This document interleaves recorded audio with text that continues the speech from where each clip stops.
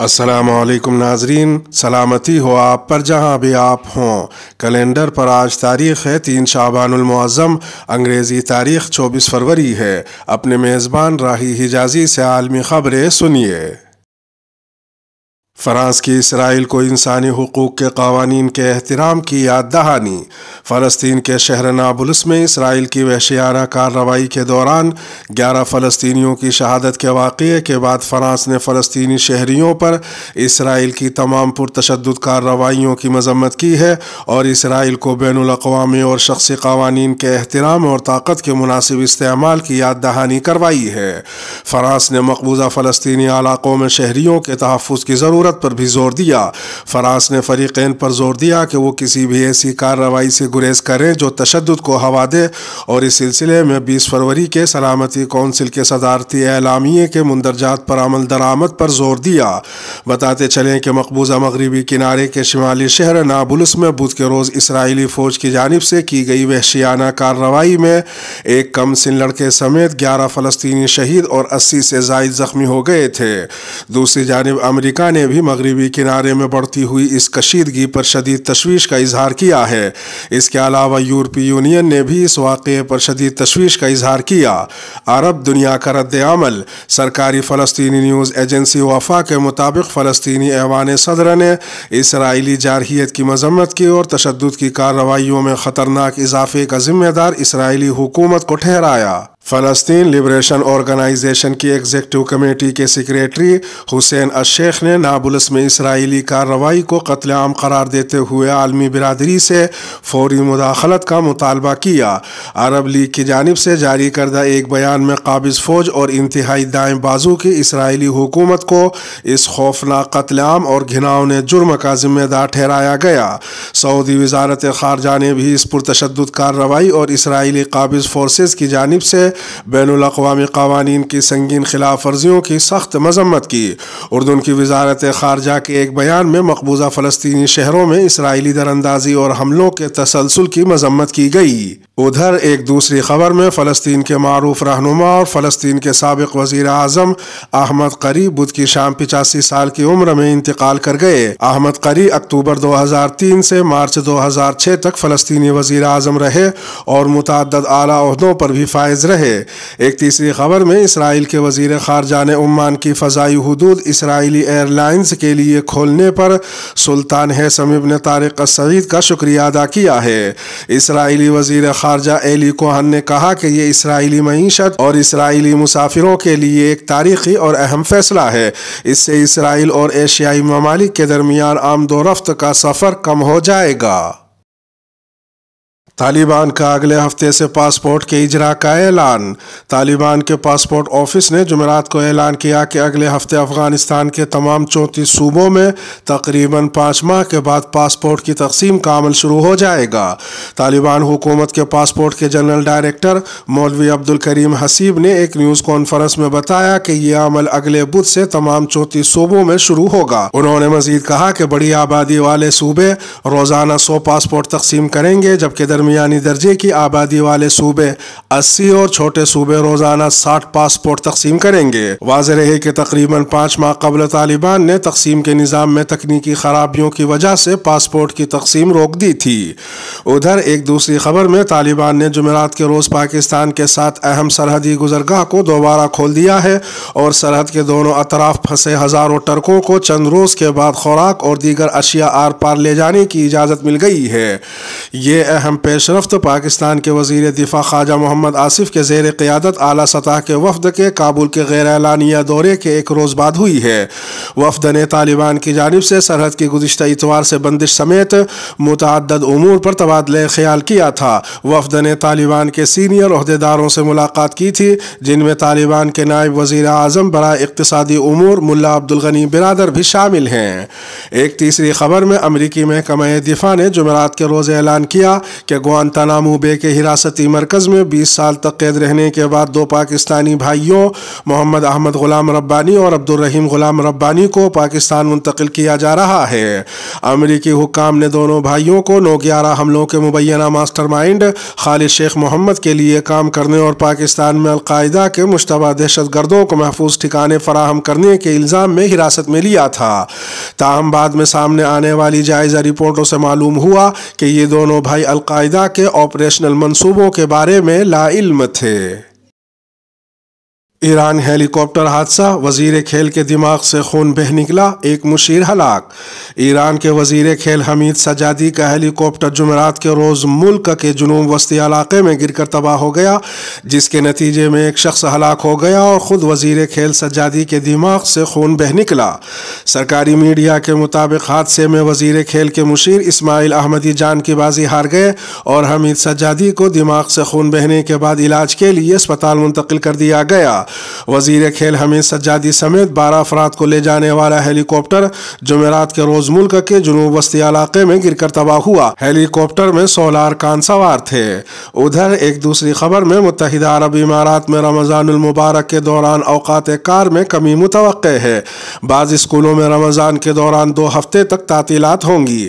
مقامی میڈیا کی خبروں کے مطابق ملک کے متعدد اسکولوں میں موسم بہار کی چھٹیاں اس بار رمضان المبارک کے دوران آ رہی ہیں۔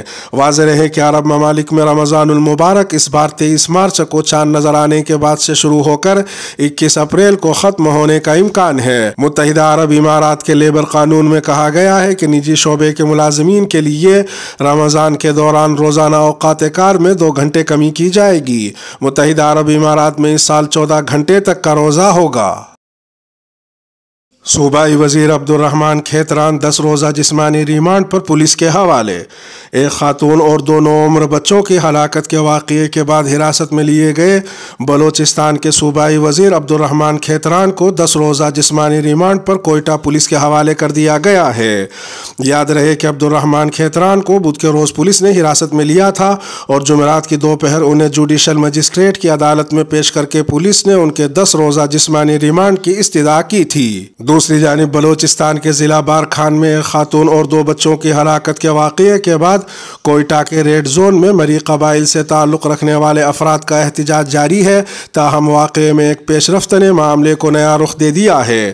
اس معاملے کی ابتدا پر جس گراں ناز نامی خاتون کی ہلاکت کے بارے میں کہا گیا تھا، پولیس فورس نے جمعرات کے صبح کوہلو کے علاقے میں کارروائی کرتے ہوئے ان خاتون کو ان کی بیٹی اور 4 بیٹوں سمیت بازیاب کروا لیا ہے۔ حکام کے مطابق اس کارروائی میں کوئی گرفتاری عمل میں نہیں آئی کیونکہ ملزمان چھاپے کی پیشگی اطلاع ملنے کے باعث فرار ہو گئے تھے۔ ادھر ایک دوسری خبر میں OIC کی ذیلی تنظیم انٹرنیشنل اسلامک فقہ اکیڈمی کے 4 روزہ اجلاس کے شرکاء کو خانہ کعبہ میں داخلے کی سعادت حاصل ہوئی۔ خانہ کعبہ میں داخل ہونے کی سعادت حاصل کرنے والوں میں پاکستان سے اسلامک فقہ اکیڈمی کے مستقل رکن مفتی محمد تقی عثمانی، اسلامی نظریاتی کونسل کی نمائندگی کرنے والے مفتی محمد زبیر، ڈاکٹر عمیر اور کراچی یونیورسٹی کے سید عارف علی شاہ شامل ہیں۔ اس سے پہلے اسلامی نظریاتی کونسل پاکستان کی نمائندگی کے لیے کونسل کے رکن مفتی محمد زبیر اور ڈاکٹر عمیر محمود صدیقی کو منتخب کیا گیا، جنہوں نے انٹرنیشنل اسلامک فقہ اکیڈمی کے 25ویں اجلاس میں شرکت کی اور سوشل میڈیا کے شرعی احکام اور کورونا کے موضوع پر اپنے مقالات اور تجاویز پیش کیں۔ یوکرین جنگ دوسرے برس میں داخل۔ یوکرین میں جنگ دوسرے برس میں داخل ہو گئی ہے، جس کا کوئی اختتام نظر نہیں آ رہا ہے، جبکہ دوسری جانب اقوام متحدہ میں ایک قرارداد پیش کی گئی ہے جس میں روس سے اپنی فوج کے انخلاء کا مطالبہ کیا گیا ہے۔ برطانوی خبر رساں ادارے روئٹرز کے مطابق جمعے کو G7 ممالک کے رہنما یوکرین کے لیے مزید تعاون کا اعلان کریں گے۔ روس کے یوکرین پر حملے کا 1 سال مکمل ہونے پر یوکرین کے اتحادیوں نے اس کے ساتھ یکجہتی کا اظہار کیا ہے۔ پیرس نے ایفل ٹاور کو یوکرین کے نیلے اور پیلے پرچم کے رنگوں سے روشن کیا۔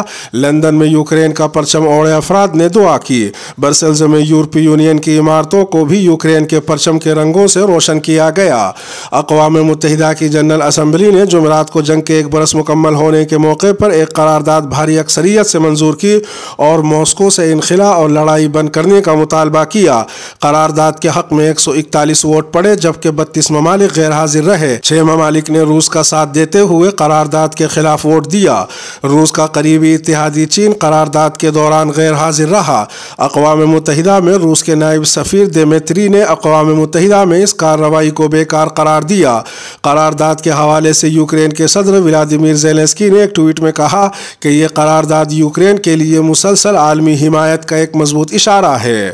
دوسری جانب روسی حملے کو 1 سال مکمل ہونے پر یوکرین نے خصوصی نوٹ جاری کیا، جس کے ایک طرف 3 فوجیوں کو قومی پرچم بلند کرتے ہوئے دکھایا گیا ہے۔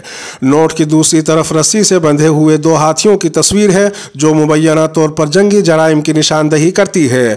رپورٹس کے مطابق نیشنل بینک آف یوکرین کے گورنر نے کہا کہ جنگ کو 1 سال مکمل ہونے کے موقع پر ہم نے ایک یادگاری نوٹ جاری کرنے کا فیصلہ کیا، جو کاغذ کے ایک چھوٹے سے ٹکڑے پر سال بھر کے جذبات، مواد اور مشہور چیزوں کی عکاسی کرے گا۔ مرکزی بینک کے حکام نے کہا کہ اس نوٹ کو ڈیزائن اور تیار کرنے میں تقریباً 8 ماہ لگے۔ حرم مکی میں غیر عربوں کو عربی سکھانے کے لیے پہلی کمپیوٹر لیب کا افتتاح۔ صدارت عامہ برائے امور حرمین شریفین کے صدر شیخ عبدالرحمن السدیس نے مسجد حرام میں حرم مکی انسٹی ٹیوٹ میں غیر عربوں کو عربی زبان سکھانے کے لیے پہلی کمپیوٹر لیب کا افتتاح کیا۔ شیخ السدیس نے تعلیمی عمل کے فائدے کے لیے لیبارٹری کے کاموں سے متعلق انسٹی ٹیوٹ کے منصوبوں کو سنا۔ انہوں نے اس لیبارٹری کے تحت آنے والے شعبوں کے متعلق بریفنگ لی۔ بریفنگ میں بتایا گیا کہ اس لیب کے تحت سب سے اہم تعلیمی کلاسیں ہیں، جن میں قرآن کریم کی تلاوت اور بذریعہ تجوید تلاوت کی اصلاح کرنا شامل ہے۔ اس کے علاوہ لسانی فیکلٹیز کو ترقی دی گئی ہے اور انسٹی ٹیوٹ میں کمپیوٹر کورسز کو بہتر بنایا گیا ہے۔ ساتھ ساتھ مسجد حرام میں غیر عربی بولنے والوں کو عربی سکھانے کے منصوبے سے وابستہ مختلف پروگراموں کا نفاذ کیا گیا ہے۔ ادھر ایک دوسری خبر میں صدارت عامہ برائے امور حرمین شریفین نے بتایا کہ بدھ کے روز مسجد حرام میں 1,16,658 افراد نے فیلڈ آگاہی خدمات سے فائدہ اٹھایا۔ اس کے علاوہ 13,000 افراد نے ڈیجیٹل آگاہی حاصل کی۔ جنرل پریزیڈنسی نے اپنے ٹویٹر اکاؤنٹ پر بتایا کہ بدھ کے روز مسجد حرام میں 1,30,000 لیٹر جراثیم کش ادویات، 3,000 لیٹر فریشنرز اور 100 لیٹر خوشبو کو استعمال کیا گیا۔ اس کے علاوہ 950 افراد کو کتابچے اور پمفلیٹ بھی تقسیم کیے گئے۔ طواف سروس سے مستفید ہونے والوں کی تعداد 2,368 رہی۔ سماجی اور انسانی خدمات سے 1,609 افراد کو فائدہ پہنچایا گیا۔ ایک تیسری خبر میں مصر نے موٹاپے سمیت مختلف بیماریوں میں مبتلا افراد کے حج پر پابندی لگا دی ہے۔ وزارت کے مطابق پابندی کی زد میں آنے والے افراد میں گردے کے فیل ہونے والے مریض ہیں، جن کے علاج کے لیے ڈائلیسس سیشنز کی ضرورت ہوتی ہے، پھیپھڑوں کے فائبروسس کے مریض ہیں، موٹاپے کے مریض ہیں، امراض قلب کے ایڈوانس کیسز، جگر کے سروسز اور ٹیومر والے افراد ہیں۔ اس کے علاوہ پہلے اور آخری مہینوں کی حاملہ خواتین اور زہری مریض بھی پابندی کی زد میں آ رہے ہیں۔ الزائمر کے مریضوں کو بھی حج پر جانے سے روک دیا جائے گا۔ اس کے ساتھ ہی خبروں کا اختتام ہوا۔ سلامتی ہو آپ پر جہاں بھی آپ ہوں۔